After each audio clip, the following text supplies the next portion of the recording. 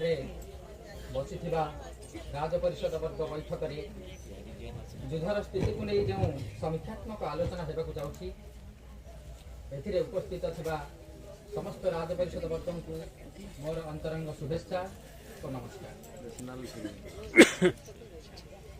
हाँ कहतु सेनापति अफसर आपन को मुझे पचार फ्रांस राष्ट्र सेनाध्यक्ष हुई मुखमंडल में तुम कहीं भय आ विव्रतर भाव फुटी उठुची सेनापति अफसर।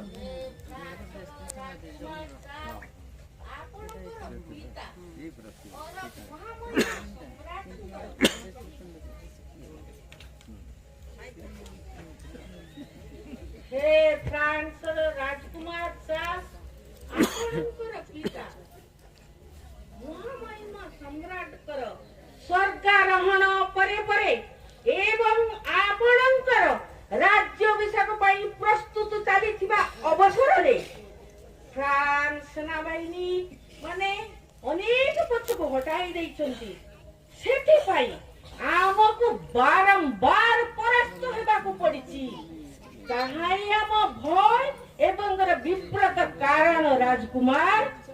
पंडित परित वर्मा मो पिता राज दरबार तुम्हें जड़े विद्वान एवं चतुर परामर्शदाता राज्य शासन करुवा समय पितृदेव तुमर विज्ञचित परामर्श को सर्वदा ग्रहण किंतु एवं कहतु तो पंडित महाशय देश को सुरक्षा देवारे फ्रांस सेनाबाहिनी कहीं विफल हो छड़ा देश को सुरक्षा देवारे आउ केउ कथार आवश्यकता रही अनुभव करुच्ची राजकुमार चार्ल्स आम महाराज अर्थात आपन पिता देहांत पर राज कर्मचारी माने आलस्य अयस्र बाटे जद्वारा देशर सुरक्षा विपन्न होते किंतु आम इंग्रेज मान सम्मुखीन होगा खूब दक्ष और कुशल नेतृत्व आवश्यकता से नेतृत्व कि होता आवश्यक जी से नेतृत्व नेब जड़े खूब साहसी योद्धा सेनाबाहिनी को दिशात्मक प्रेरणा जगै दो छड़ा नाना प्रकार कौशल अवलंबन कर शत्रु सैन्य मान को सम्मुखीन होबार तार सामर्थ्य सर्वोपरि से जड़े सच्चा देशप्रेमी फ्रांस विजय अवश्य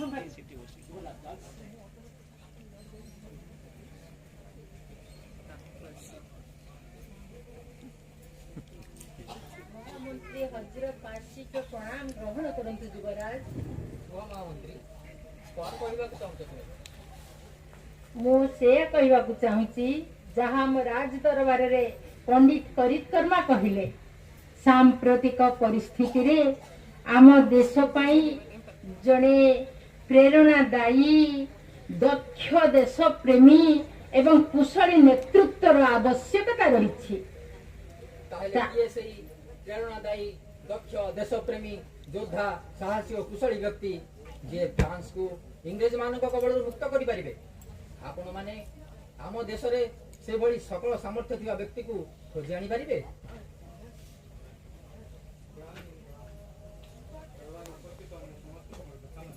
कौन होची दरकाल यही असमय रे तुम्हें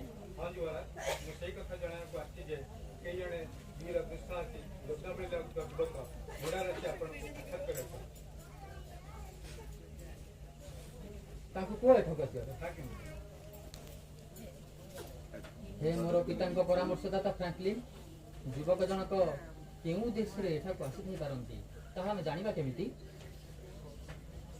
कौनसी संदेह करवा आवश्यक नहीं युवराज से आसीबा परे आमे तार प्रतिकार करियो।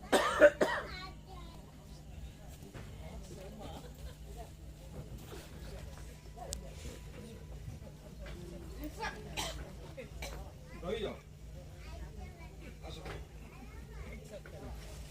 कुआ युवक तुमे किए केउठारु एवं ई उद्देश्य रे एठाको आसीछ। क्षमा करिवे आज्ञा अपन कोन युवराज चार्ल्स? हाँ मु युवराज चार्ल्स फ्रांस रो भावी सम्राट युवराज चार्ल्स को मोर प्रणाम। ଏବଂ ସମସ୍ତ ପାର୍ଷଦ ବର୍ଗଙ୍କୁ ମୋର ଯଥାମାନ୍ୟ ଦୀର୍ଘ 11 ଦିନର ପଥ ଅତିକ୍ରମ କରି ମୁଁ ଆପଣଙ୍କ ଠାରେ ପହଞ୍ଚିଛି। ସେଥିପାଇଁ ଆପଣଙ୍କୁ ସୁରକ୍ଷା ଦେବା ପାଇଁ ମୁଁ ଏହି ପୁରୁଷ ବେଶରେ ଜଣେ ନାରୀ ଥିଲି। ମୋ ନାଁ ଯୌନ ପାଲ। ଡୋମେର୍ନି ଗାଁର ଜଣେ ଗରିବ କୃଷକ ପରିବାରରେ ମୋର ଜନ୍ମ। ମୁଁ ଏକ ବିଶେଷ କାର୍ଯ୍ୟ ପାଇଁ ମୁଁ ଅନେକ କଷ୍ଟ ସହି ଆଜି ଆପଣଙ୍କ ପାଖରେ ପହଞ୍ଚି ପାରିଛି।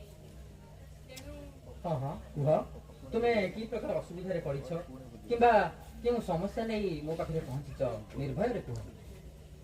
କ୍ଷମା କରିବେ ଆଜ୍ଞା, ମୁଁ କୌଣସି ସମସ୍ୟାରେ ପଡ଼ିନାହିଁ ଅଥବା ମୋର ବ୍ୟକ୍ତିଗତ କୌଣସି ଅସୁବିଧା ମଧ୍ୟ ନାହିଁ।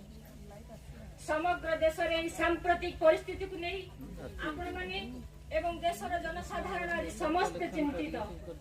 ତାହା ହିଁ ମୋର ହୃଦୟ ଓ ମନକୁ ଦଗ୍ଧୀଭୂତ କରି ଚାଲିଛି। ତୁମେ ଯାହା କହିବାକୁ ଚାହୁଁଛ ତାହା ସ୍ପଷ୍ଟ କରି କୁହ ବାଳିକା। ହେ ଫ୍ରାନ୍ସର ଯୁବରାଜ ଚାର୍ଲସ ମହାଶୟ, ମୁଁ ଏକ ଦୈବୀବାଣୀ ଶୁଣିବାକୁ ପାଇଛି। ସେହି ଦୈବୀବାଣୀ ଏବେ ବି ମୋ କର୍ଣ୍ଣ କୁହରରେ ଝଙ୍କୃତ ହେବାରେ ଲାଗିଛି। ସେହି ବାଣୀ ମତେ କହୁଥିଲେ, ମୋ କଥା ଧ୍ୟାନ ଦେଇ ଶୁଣ ଜୱାନ, ମୁଁ ହେଉଛି ତୋ ପ୍ରିୟ ମାତୃଭୂମିର ଆତ୍ମା। ତୋର ମନ ଓ ହୃଦୟ ମୋ ଆଡକୁ ଉନ୍ମୋଚିତ ହୋଇଥିବାରୁ ମୁଁ ତୋତେ ହିଁ ନିର୍ବାଚିତ କରିଛି ଦେଶର ଏହି ମୁକ୍ତି ସଂଗ୍ରାମରେ। ସେଇଥିପାଇଁ ମୁଁ ତୋ ଭିତରେ ଅସୀମ ଶକ୍ତି ଓ ସାହସ, ପ୍ରେମ, ଜ୍ଞାନ, ସାମର୍ଥ୍ୟ ଭରି ଦେଇଛି।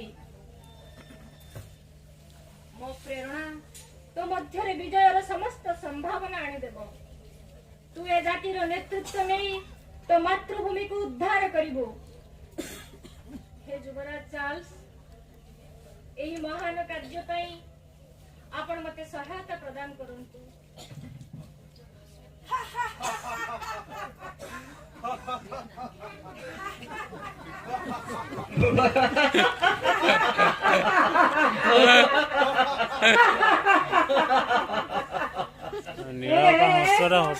କଣ କହିଲୁ?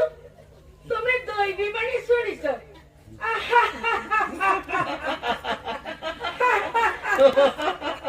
ଆରେ ହେ ଝିଅ, ତୋର ତ କମ ବଡ ସାହସ ନୁହେଁ ମୁଁ ଦେଖୁଛି। ସାମାନ୍ୟ ଝିଅଟିଏ ହୋଇ ତୁ ପୁଣି ସାମାନ୍ୟ ବ୍ରାହ୍ମଣଟିଏ ହୋଇ ତୁ ପୁଣି ଚାନ୍ଦକୁ ହାତ ବଢାଇଛୁ। ଏ ଝିଅ, ବାବା ଏ ଝିଅ, ତୁ ପୁଣି ସେନାବାହିନୀର ନେତୃତ୍ୱ ନବୁ।